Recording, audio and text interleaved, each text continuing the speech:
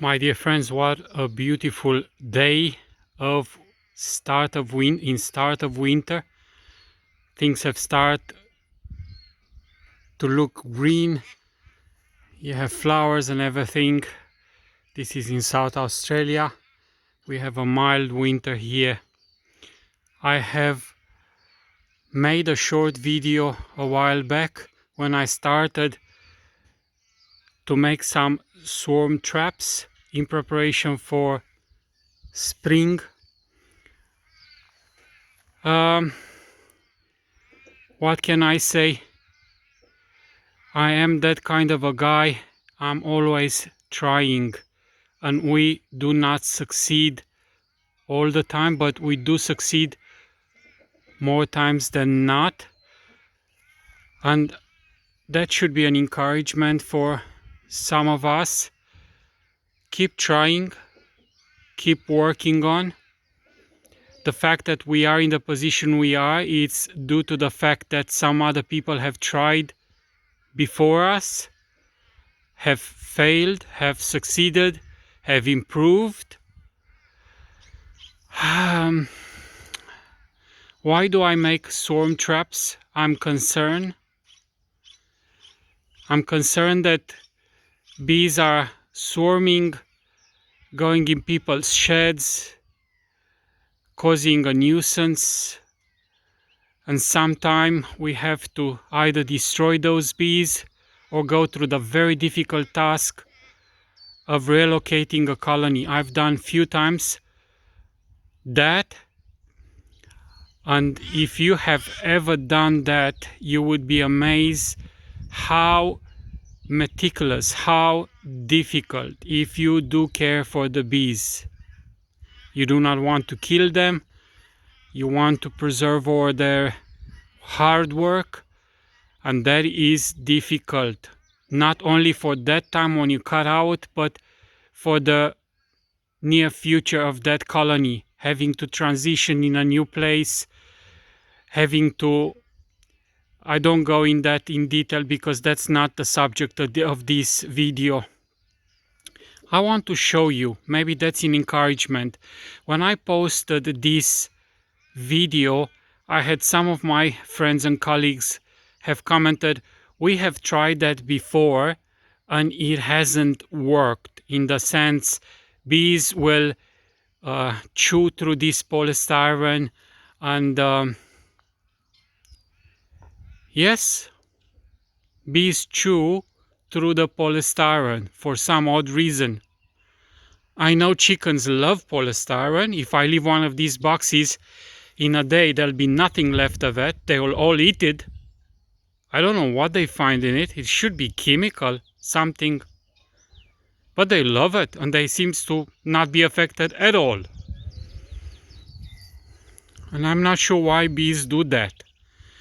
But my question is, would bees, and that's something the time will tell, would bees commit suicide of a colony in the fact that they will eat their own house? I kind of doubt, but that will be a subject for the future. They might make a hole, they might make two holes, they might, I'm not sure, I'll have to see. Why are they not happy? Why do they, maybe they want a bit more air? I'm not sure. We'll see that.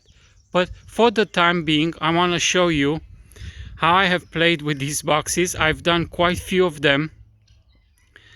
Maybe to give some of my friends. And that's how it looks. So that's the outside of it. It looks to me to be the perfect box size-wise for this project, and they're all lying around for free. And I got inspired by the fact that one of my swarms, well, I'd say is mine, maybe it was from my hives last year, have moved in one of these boxes which were not meant to be a swarm trap, or just lying around, and the lid was just cracked open a bit and they moved inside.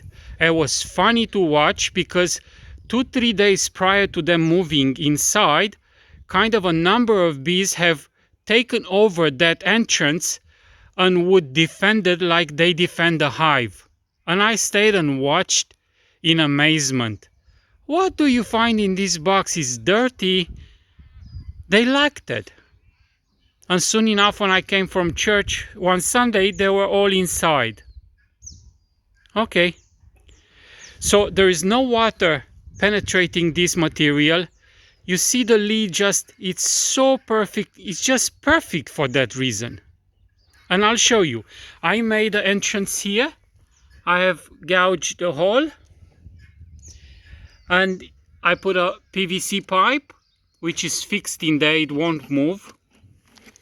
And in the back here, I have cut a hole and put a aluminium screen with silicone outside and inside as well, so the bees will not get in between those walls to chew or whatever. This is intended primarily as a swarm trap, but if a colony would survive a week, 2 weeks, if you can make a nuke in a box like this and sell it, that's very easy to transport. Very easy after you get rid of the bees in the nuke to use it as a swarm trap further. I think it's very, very versatile. I'll have to see. I'll just open, I'll show you. So that's the lid here. Yeah, we'll put it down. Look, 2, 4, 6, 7 frames. Look at that. Just beautiful, spaced out, absolutely beautiful inside. I have made, I'll show you on this box because I kept it off, from OSB. You can see all this material is, I salvaged it. I have not bought, but very little. I try to keep it to the minimum because this business doesn't bring money, so you have to be careful. So you see, it's just so easy. Look at that. You just cut it to size, put it there with a little bit of silicone. What I've done, I try to do these boxes way in advance, months in advance to be used. Just for the silicone to cure, just for all this material to cure, not have an odor, not have anything to be repulsive to the bees. I have, see, I squirt here, that sort of a foam they use for the windows. Very, very, very easy. And it's an expander form. It's so tough and so gluey and so, it's just, you know, it fills up that. This side, I didn't want to fill it up because I'm thinking if you make a nuke or if you have a swarm and you want to keep it there for, you know, a week or two, if the bees will sign up for that, you can drop here a plastic bag with sugar syrup or with some sort of feed, and the bees will just go in and take it. It's extraordinarily easy for them to do that. You don't have to put it on top of the frames if you don't have space. You just drop it in there. And I think I showed you before how to do that. Anyhow, in spring we will test it out and we will see all these ins and out. Now, I will be putting plastic frames. The ones I cleaned, you see them? That's how it cleaned up with a power washer.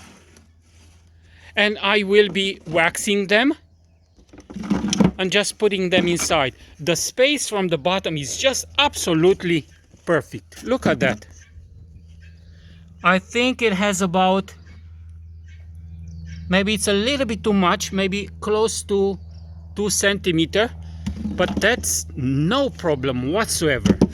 And maybe I will combine some plastic with some, you know, starter strips or just wax foundation, because we're not allowed to put any sticky frames or old comb. And I rely on lemongrass.